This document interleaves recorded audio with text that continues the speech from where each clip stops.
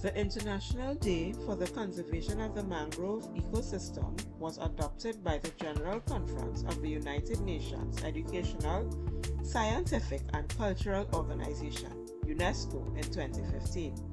It is celebrated every year on the 26th of July and aims to raise awareness on the importance of mangrove ecosystems as a unique, special and vulnerable ecosystem, and to promote solutions for their sustainable management, conservation, and uses. Mangrove forests, also known as mangrove wetlands, can be found in tropical and subtropical regions all over the world. Mangrove trees can thrive in brackish water where fresh water and salt water mix. Mangrove trees grow in coastal areas with low oxygen soils where water flows slowly. They can usually be recognized by their distinctive roots. These complex root systems extend above and below water, providing stability and oxygen to the trees, and shelter and nutrients to the surrounding animal life.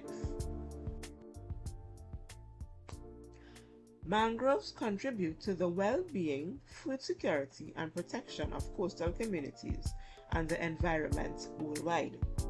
The roots of the mangrove forests protect many species of small fish, shrimp, crab, and clams from larger predators.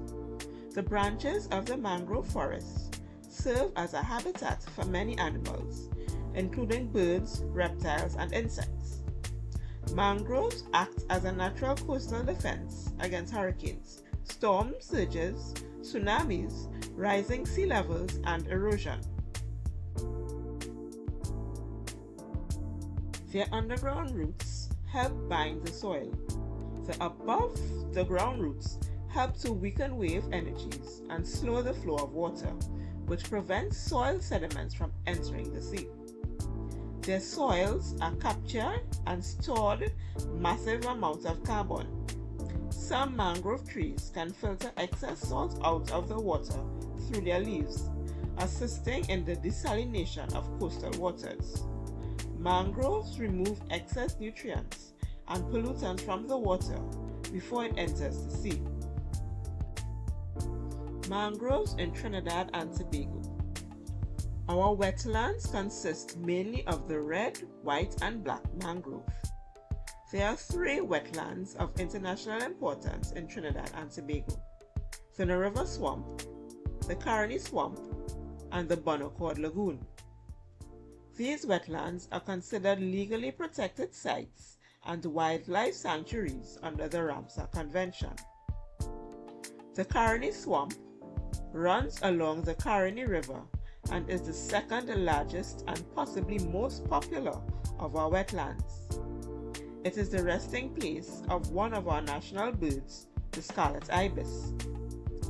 The River Swamp is the largest freshwater wetland in Trinidad. It is located on Trinidad's eastern coast, immediately inland from the Manzanilla Bay. In Tobago, the mangroves are located in the southern western side of the island and include the Bonaccord Lagoon, Buku Bay, and Kilgwin Swamp. The Bonaccord Lagoon makes up the part of the Buku Reef ecosystem and is the largest remaining mangrove system in southwest Tobago. Kilgwin Swamp is a permanent brackish lagoon fringed with mangroves. It is a hidden gem for breeding and home to one of the only swamps and mangrove forests on the island of Tobago. In Trinidad and Tobago, our wetlands are managed by the Forestry Division. They continuously patrol the wetlands for illegal activities such as hunting and unsanctioned development. Danger to mangroves around the world. Mangroves are disappearing faster than overall global forest losses. Current estimates indicate that mangrove coverage has been halved in the past 40 years. Coastlines are home to 40% of the world's population, which is among the most densely populated areas on Earth. Clearing mangrove forests to create space for buildings and to farm fish and shrimp contributes to mangrove loss. This has caused the loss of 20% of mangrove ecosystems worldwide. The mangroves are starved of oxygen when plastic bags and litter cover roots and sediment layers and can harm sea animals and other coastal life. Importance of preserving them. Mangroves are vital to the protection of the earth from global warming. UNEP research shows that mangrove ecosystems underpin global and local economies by supporting fisheries, providing other food sources, and protecting coastlines. Ms. Audrey Azoulay, Director General of the UNESCO, stated, "Mangroves are in danger. It has been estimated that more than 3/4 of mangroves in the world are now threatened, and with them, all the aquatic and terrestrial organisms that depend on them.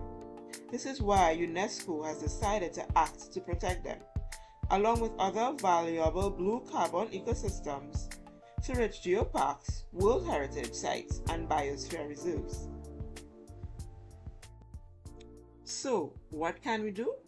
The most effective thing we can do is understand the importance of mangroves, share this information with others, and advocate for their protection.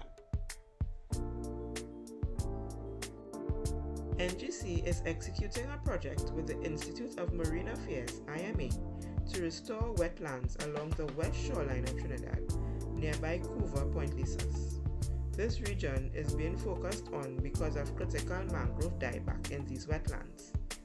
On November 15, 2023, NGC consented to a Memorandum of Arrangements (MOA) with the IMA to team up on a mangrove restoration project in the space north of Couva River.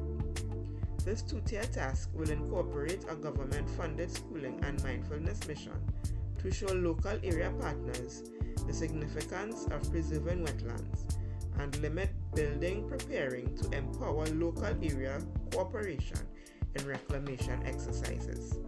A mangrove nursery will hence be set up to create seedlings for the task, and when the site is ready, an establishing activity will be executed in organization with the local area.